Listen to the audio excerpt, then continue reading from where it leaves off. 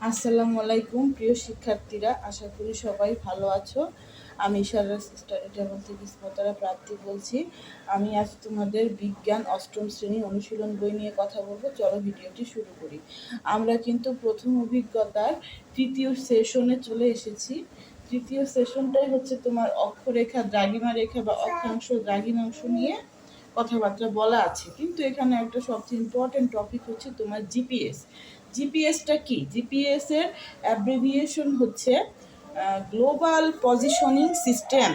এটা হচ্ছে তুমি ভৌগোলিক অবস্থানের দিক থেকে কোথায় অবস্থিত আছো, একদম তোমার দিক, তারপরে অক্ষাংশ দ্রাঘিমাংশ একদম সুন্দর করে ওখানে তোমার মেপে তুমি কিন্তু এটা বের করে নিয়ে আসতে পারবা। ঠিক আছে, তাহলে এই সিস্টেমটা কিন্তু তোমার গাড়িতে বা হচ্ছে তোমার ফোনে, ল্যাপটপে, যে কোনো জায়গায় তোমার ব্যবহার করা যাবে, অনেক সহজ।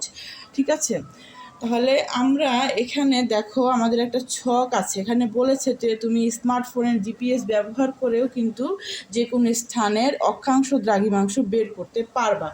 কিন্তু আমরা হচ্ছে মানচিত্রের সাহায্যে দেশগুলোর অবস্থান হচ্ছে ডিটেক্ট করে আমরা কিন্তু এখানে অক্ষাংশ দ্রাঘিমাংশ নির্ণয় করব।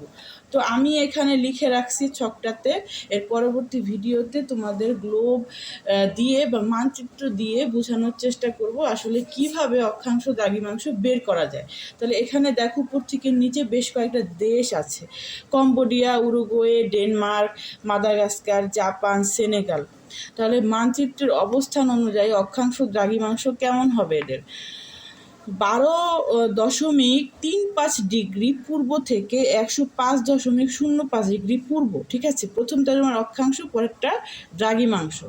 দেন হচ্ছে তোমার 32.51 ডিগ্রি দক্ষিণ, আর হচ্ছে তোমার 55.79 পশ্চিম।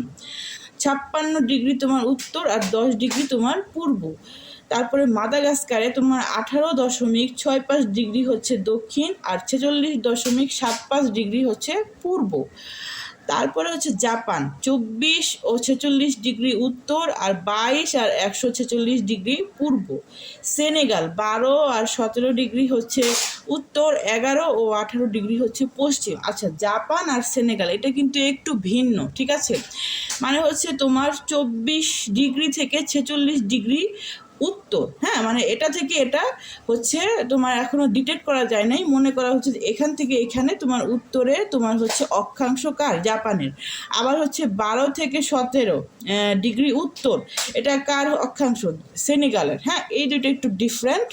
তো আজকে আমি তোমাদের এটা দেখিয়ে দিলাম, হ্যাঁ, যে এভাবে নির্ণয় করা যায় স্মার্টফোনের সাহায্যে। কিন্তু পরবর্তী ভিডিওতে আমি মানচিত্রের সাহায্যে বা গ্লোবের সাহায্যে তোমাদের ইনশাল্লাহ দেখিয়ে দিব।